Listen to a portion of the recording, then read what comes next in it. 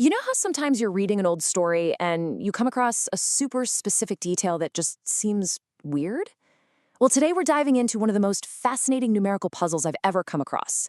It's been hiding in plain sight for nearly 2,000 years in one of the world's most famous texts. It's a code that has baffled people for centuries, and today we're going to try to crack it. So picture this. We're on the Sea of Galilee. A group of fishermen, disciples of Jesus, have been out on the water all night long and have caught absolutely nothing. Then, some guy on the shore yells at them to try casting their net on the other side of the boat.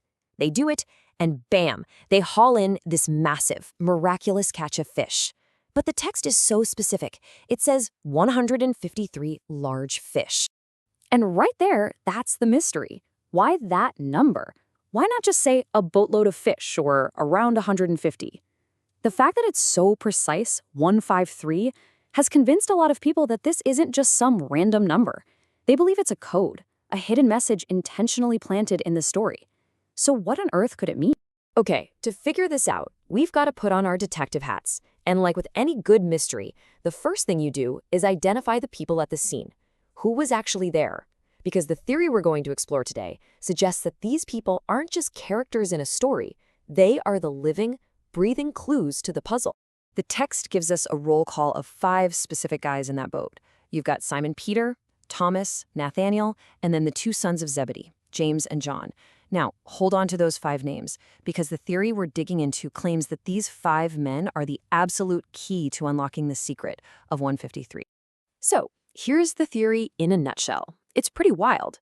The idea is that if you go through all 4 Gospels, that's Matthew, Mark, Luke, and John, and you count up every single time these 5 specific guys are mentioned by name, the grand total will be, you guessed it, 153.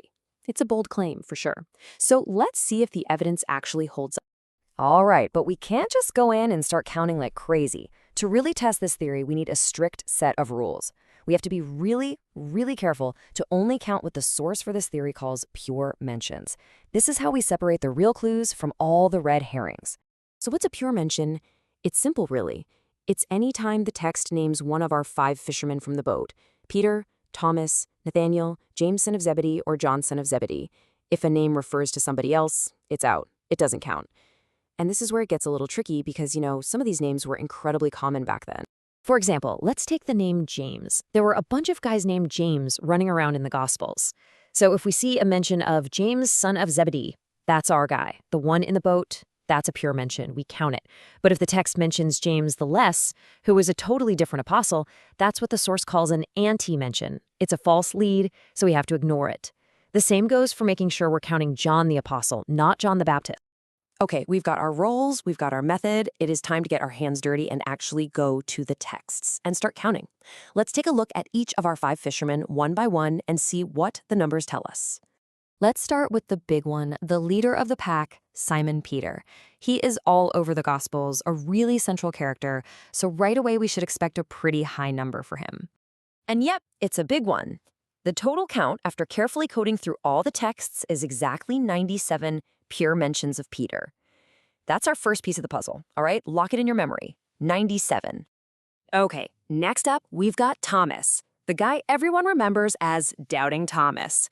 He doesn't show up nearly as often as Peter, but every single one of his mentions is a critical piece of our puzzle. So, how many times is Thomas mentioned? The grand total across all 4 Gospels comes out to 11. All right, our third fisherman is Nathanael of Cana. Now, he's a bit more of a deep cut. He shows up mostly in the Gospel of John. And his final count adds another 6 to our running total. It's a smaller number, sure, but every number counts. Now we get to the sons of Zebedee, who were part of Jesus' inner circle. First up, we have James. And after being super careful to filter out all those other Jameses, the final tally of pure mentions for James, the son of Zebedee, is 19. And last but not least, we have his brother, John. And again, you have to be so careful here to only count the mentions of John the Apostle, not John the Baptist. The count for John comes in at 20. So there we have it. We've got all 5 of our numbers. The million-dollar question is, what do they all add up to? All right, let's do the math. Let's put this whole puzzle together. We start with Peter's 97 mentions. We add Thomas's 11, that gets us to 108. Then we add Nathanael's 6, bringing us to 114. Then comes James with 19, for a total of 133. And finally, we add John's 20, and the grand total is 153. It's a perfect match. I mean, come on. The number of times these 5 specific men are mentioned by name is the exact, precise number of fish they pulled out of the water. Is that a coincidence? Or is this some kind of deliberate hidden signature? It's just an incredible finding. But just when you think you've got the mystery all wrapped up, it turns out there's one more absolutely fascinating layer to this whole thing. See, this perfect count, it isn't quite so simple. It actually depends entirely on which ancient copy of the text you happen to be reading. Okay, so this is where it gets really mind-bending. The perfect count of 153, it only shows up in one specific family of ancient Greek manuscripts, the one that was used to create the King James Bible. But there are other ancient manuscript traditions, copied by different scribes in different places over hundreds of years. And they have these tiny little variations. Some of them might be missing a single mention of Peter here or Thomas there, which gives them totals of 152 or even 150. Now, this doesn't disprove the pattern, not at all. If anything, it makes the mystery even deeper, because it suggests this hidden code is tied to one very specific ancient textual tradition.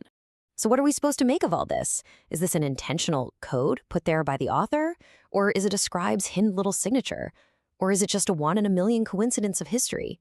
We might never know for sure, but it absolutely forces us to look at these ancient writings in a new way, not just as stories, but as these incredibly intricate structures that might be holding secrets we're only just now starting to figure out. And that leaves us with one last big question. What other hidden patterns are just sitting there waiting to be discovered?